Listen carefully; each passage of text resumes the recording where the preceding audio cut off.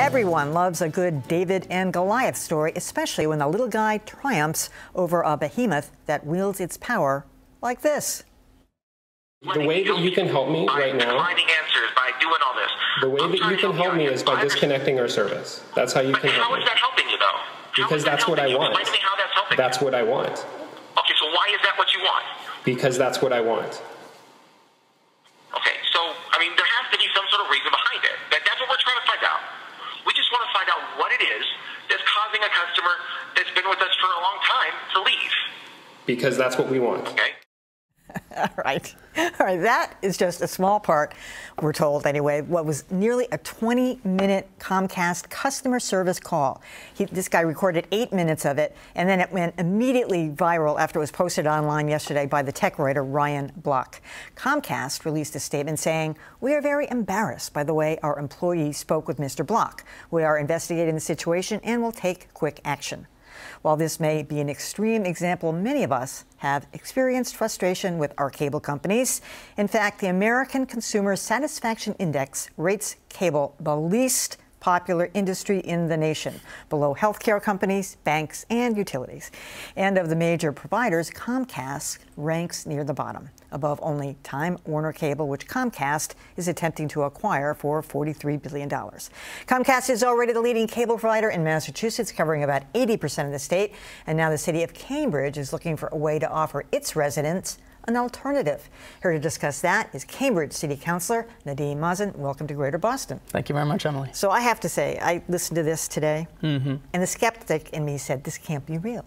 That it sounded like two actors, like the one, the calm, cool, collected, and the other guy, frantic. It sounded like a skit. But so I'm going to go on the theory that it was accurate and or real. And even if it wasn't, I mean, we've all had those kinds of interactions. I certainly have. I have business internet, I have residential internet, and I've had serious problems with both.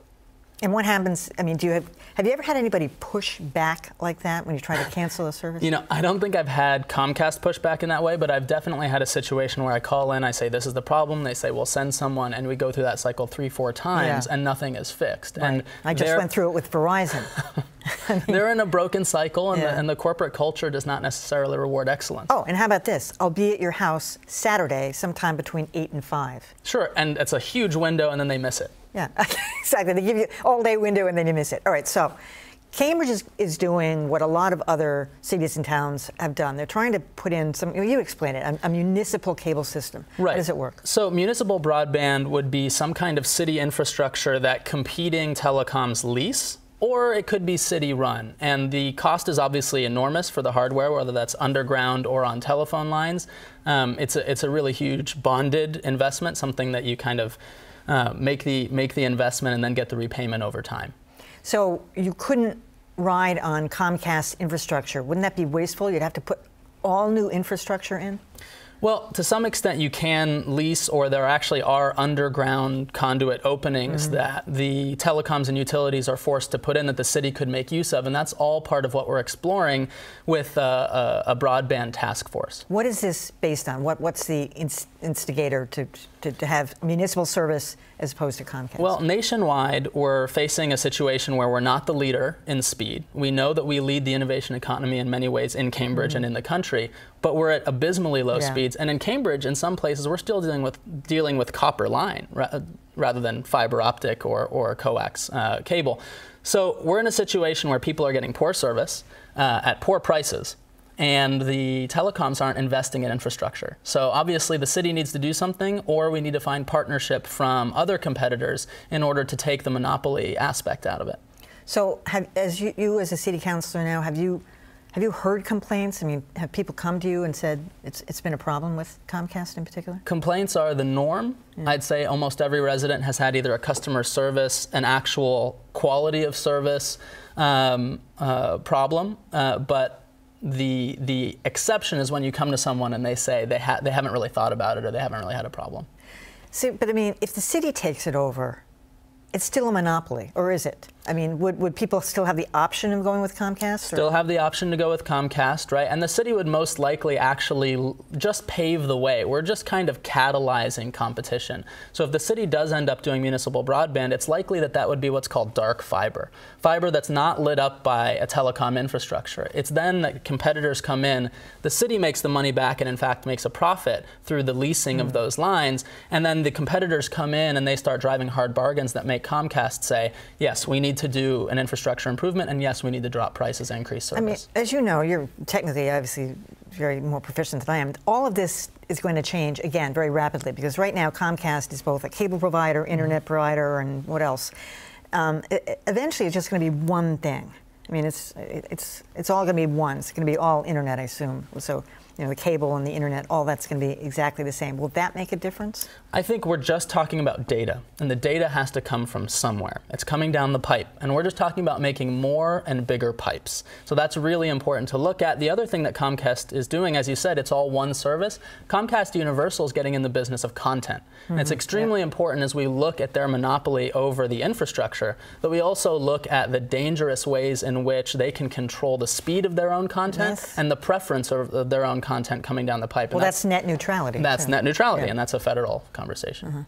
Have you heard from Comcast? Have they expressed any displeasure? Have they tried to accommodate the city more? Have they said, well, we're getting all over that, we're going to have faster speed, you know, in 6 months? I mean, you know, I think we have heard, they've been very responsive on a kind of a political and congenial level.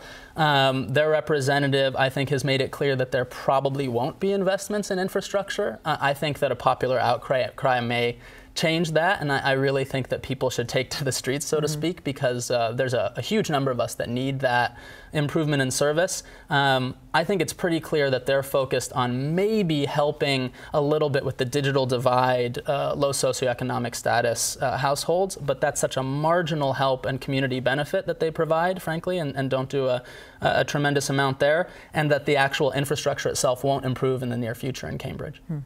So you're a Cambridge City Councilor now. Yes. The last time we had you on the show, you were with Occupy. I'm curious how, I mean, the movement went on for quite a while, almost 2 years, I think. What's it like now? You know, you're here with the suit and tie, and I mean, you know. I wore a suit and tie then, I must say. You did. As many of us did. I mean, is your heart still there? How do you? Yeah, absolutely. I think that some people didn't understand what Occupy stood for, but if you look at Sawant in Seattle, or if you look at Elizabeth Warren, you're seeing on the lips of people a populist vision for a solution to the student loan crisis, a solution to financial malfeasance, a solution to monopolies and oligopolies. This is the norm in the American economy, and people are fed up with it. They live it through Comcast. They live it through their crushing student loan debt. Is city government effective? Do you feel like you can really do something in the position you're in? Absolutely. So we actually are, I think part of this municipal broadband task force is because of the research people like the Berkman Center are doing, because we're interfacing with them as city councilors, because I'm pushing this.